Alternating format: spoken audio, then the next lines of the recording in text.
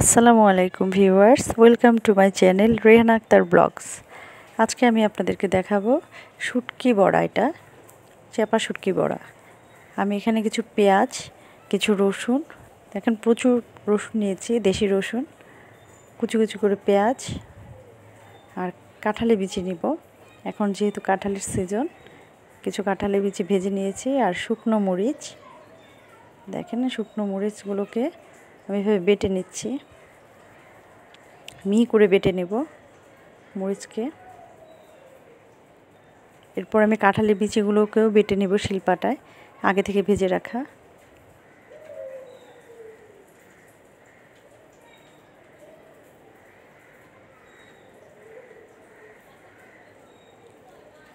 এখন শুটকি মাছগুলোকে ভালো করে ধুয়ে পরিষ্কার করে নিয়েছি, সেগুলোকে শিলপাটার মধ্যে আস্তে আস্তে এভাবে বেটে নেব। দেখেন, এবং এরকম মিহি পেস্ট হবে যেন কাঁটাটা মুখে না লাগে। এখন আমি কাঁঠালি বিচির মধ্যে দিয়ে দিচ্ছি শুটকি বাটা। এখানে দিলাম হচ্ছে রসুন বাটা, সব বেটে রেখেছি যেগুলো, মরিচ বাটা,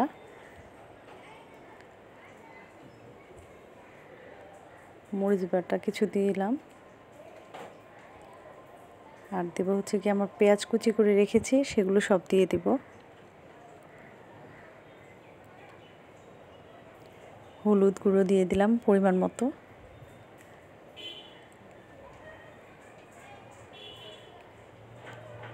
লবণ দিয়ে এলাম। লবণটা আমি একটু বেশি রাখবো, কারণ হচ্ছে গিয়ে ঝাল যেহেতু বেশি, এই জন্য, তাই খুব বেশি না, পরিমাণ মতোই। এখন সরিষার তেল দিয়ে দিলাম। এখন সব মাখিয়ে নেব সরিষার তেল দিয়ে, সব কিছু একসাথে এভাবে মেখে নিতে হবে কাঁঠালি বিচির সাথে। এখন আমি কচু পাতার মধ্যে মাখানো শুটকিগুলো কাঁঠালি বিচি দিয়ে সেটা আমি দিচ্ছি।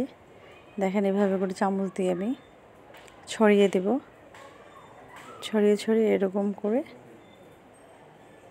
দেওয়ার পরে এই যে ভাঁজটা দেখেন কিভাবে আমি ভাঁজটা দিচ্ছি, দুই পাশ থেকে কীভাবে মুড়ে দেব। দেখেন ভাঁজটা কীভাবে দিচ্ছি। হ্যাঁ, এই আমার ভাঁজটা হয়ে গিয়েছে। এখন আমি ভেজে নিচ্ছি তেলের মধ্যে। দেখেন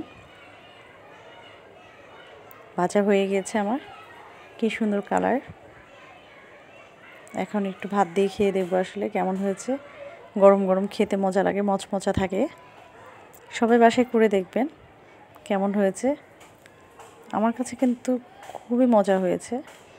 এবার আপনিও ট্রাই করে দেখবেন, আমাকে জানাবেন কেমন হয়েছে। সবাইকে ধন্যবাদ।